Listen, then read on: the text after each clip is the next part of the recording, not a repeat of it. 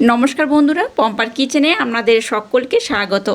আজ আমি আপনাদের সাথে অপূর্ব স্বাদের একটা মিষ্টির রেসিপি শেয়ার করব। এই মিষ্টিটা বানাতে কোনো রকম আটা, ময়দা, সুজির ব্যবহার করব না। খুব কম সময়ে সামান্য কয়েকটা ঘরোয়া উপকরণ দিয়ে চটজলদি এই মিষ্টিটা আমার মতো বানিয়ে নিতে পারেন। এটা দেখতে যেমন সুন্দর, খেতে তেমনই অপূর্ব, অসাধারণ। একবার খেলে বারবার বানাবেন। তাহলে চলুন দেরি না করে আজকের এই অপূর্ব স্বাদের মিষ্টির রেসিপিটা দেখে নেওয়া যাক। আজকে ছানার যে মিষ্টিটা বানাবো তার জন্য দেখুন, প্রথমে একটা মিক্সির জার আমি নিয়ে নিয়েছি। এবার নিয়েছি 300 গ্রাম ছানা। এখানে আপনারা কিন্তু ছানার পরিমাণটা একটু কম বেশি করে নিতে পারেন। তো 300 গ্রাম ছানা আমি এই মিক্সি জারের মধ্যে দিয়ে দেব। এখানে দিয়ে দেবো 2 থেকে 3 চামচের মতো মিল্ক পাউডার।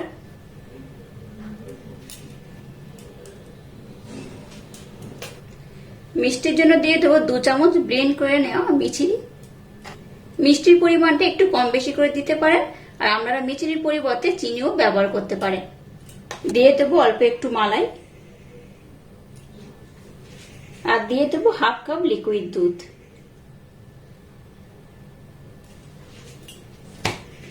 এবার সমস্ত উপকরণ খুব ভালোভাবে মিহি করে একদম ব্লেন্ড করে নেব। এটাকে দেখুন খুব সুন্দর করে আমি ব্লেন্ড করে নিয়েছি।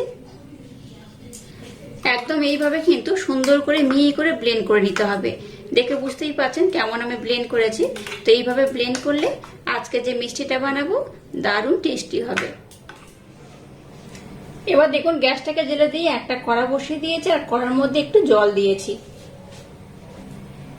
এবার এখানে দিয়ে দেবো 2 কাপ দুধ। এই দুধটাকে আমি আগে থাকতে ঘন করে ফুটিয়ে রেখে দিয়েছিলাম, সেই দুধটা এখানে দিয়ে দিলাম। গ্যাসের ফ্লেমটাকে লো টু হালকা মিডিয়াম দিয়ে দুধটাকে আমি আবার একটু ফুটিয়ে নেব। আমি যেহেতু ঘন করে ফুটিয়ে রেখে দিয়েছিলাম, তাই আর ঘন করে ফোটানোর দরকার নেই, জাস্ট একটু গরম করে নিলেই হবে। এখানে সামান্য একটু এলাচ পাউডার দিয়ে দিলাম। দেখুন দুধটাকে আমি একটু ফুটিয়ে নিয়েছি, আর ভালোভাবেই কিন্তু দুধটা ফুটে গেছে। এবার ছানার যে মিশ্রণটা বানিয়েছি সেটা এখানে আমি দিয়ে দেব। সম্পূর্ণটা এখানে আমি অ্যাড করে দেব। ছানাটা দেওয়ার পর গ্যাসের ফ্লেমটাকে একদম লো টু হালকা মিডিয়াম দিয়ে এটাকে এবার ঘন করে ফুটিয়ে নিতে হবে। আজকে যে ছানার সন্দেশটা আমি বানাচ্ছি আশা করছি আপনাদের ভীষণ ভালো লাগবে। আর এই সন্দেশটার এতটাই অপূর্ব খেতে হয়, যখন তখন কিন্তু এটাকে বানিয়ে নিতে পারেন, আর একবার খেলে দেখবেন আপনাদের বারবার বানাতে ইচ্ছা হবে। এখানে আমি আরো 2-1টা উপকরণ অ্যাড করব, তবে সেটা একটু পরে। তো এটাকে আমি আর একটু ফুটিয়ে ঘন করে নেব, তারপর 2-1টা উপকরণ আমি এখানে অ্যাড করব। গ্যাসের ফ্লেমটাকে একদম লো টু হালকা মিডিয়াম দিয়ে দেখুন মিশ্রণটাকে আমি কত ঘন করে ফুটিয়ে নিয়েছি, দেখে বুঝতেই পারছেন। এটাকে কিন্তু আরো ঘন করে ফুটিয়ে নিতে হবে। তো এবার এখানে আমি বেশ কয়েকটা উপকরণ অ্যাড করব। কিছু এখানে আমন্ড আর কাজু বাদাম এইভাবে টুকরো টুকরো করে কেটে নিয়েছি, সেটাকে এই পর্যায়ে দিয়ে দিলাম। আর নিয়েছি কিছুটা খেজুর, তো খেজুরটাকেও এইভাবে আমি দিয়ে দেব। আবারও সমস্ত উপকরণ এইভাবে খুব সুন্দর করে আমি নাড়াচাড়া করে এইভাবে মিক্সড করে নেব।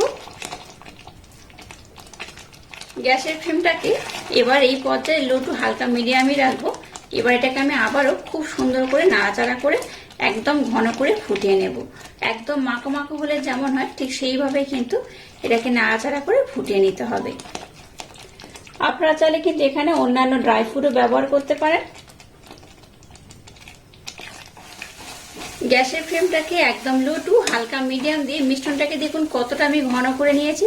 এটাকে আর একটু আমি ঘন করে নেব। হালকা একটু ঝুড়ো ঝুড়ো ভাব হবে বা দানা দানা হবে, সেইভাবে কিন্তু এটাকে আমি বানিয়ে নেব। আর আজকের এই মিষ্টিটা যেভাবে বানাচ্ছি একবার হলো ট্রাই করবেন। বাচ্চা থেকে বড় সবাই ভীষণ পছন্দ করবে আর খুব মজা করে খাবে। এটা দেখতে যেমন সুন্দর হয়, খেতে আরো অপূর্ব হয়। তো এটাকে আমি আরো একটু ঘন করে জাল দিয়ে নেব।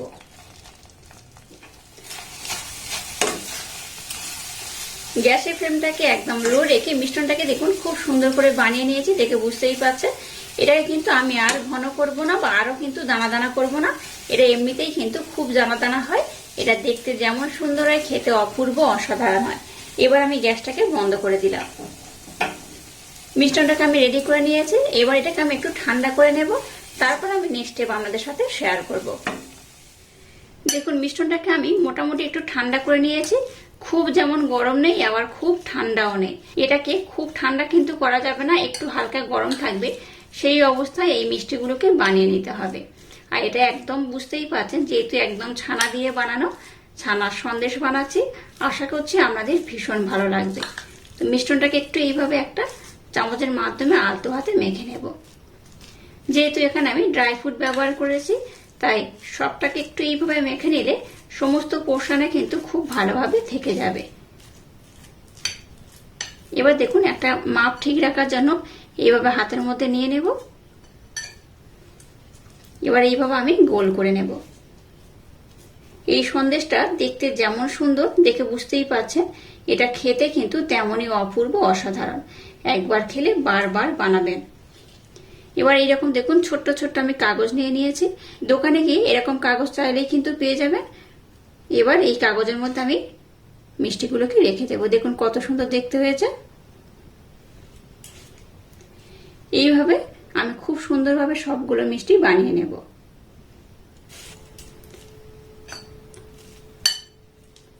আবার একটা আমি বানিয়ে নেব, আর একটাকে বানিয়ে নিলাম। আর এইভাবে আমি সবগুলোকে সুন্দর করে বানিয়ে নেব।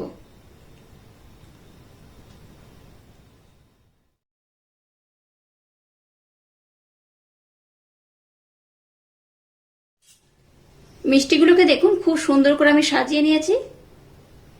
এবারে উপর থেকে একটু আমি পেস্তা দিয়ে দেবো, যাতে দেখতে ভালো লাগে। দেখুন আজকের এই ছানার সন্দেশগুলো বা মিষ্টিগুলোকে আমি বানিয়ে নিয়েছি, আর কত অপূর্ব দেখতে হয়েছে দেখুন।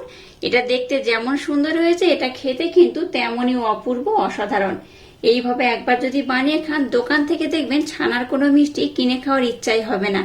একবার হলেও ট্রাই করবেন, যেই খাবে সেই আপনাকে ভীষণ প্রশংসা করবে। তো একটা আমি মিষ্টি আমাদের দেখাচ্ছি, দেখুন ভিতরটা কতটা দানাদার হয়েছে। এই দেখুন ভিতরটা একদম দানাদার, দেখে বুঝতেই পারছেন। আর ড্রাই ফ্রুট দিয়ে ভরে দিয়েছি, তার জন্য কিন্তু খেতে আরো বেশি মজাদার হবে। আর আজকের এই অপূর্ব স্বাদে ছানার মিষ্টির রেসিপিটা যদি আপনাদের ভালো লাগে, তাহলে চ্যানেলটাকে লাইক, শেয়ার, কমেন্ট এবং সাবস্ক্রাইব করবেন। আর পাশে থাকা বেল আইকনটা প্রেস করে দেবেন। তাহলে টাটা, আবার দেখা হচ্ছে নতুন কোনো রেসিপি নিয়ে।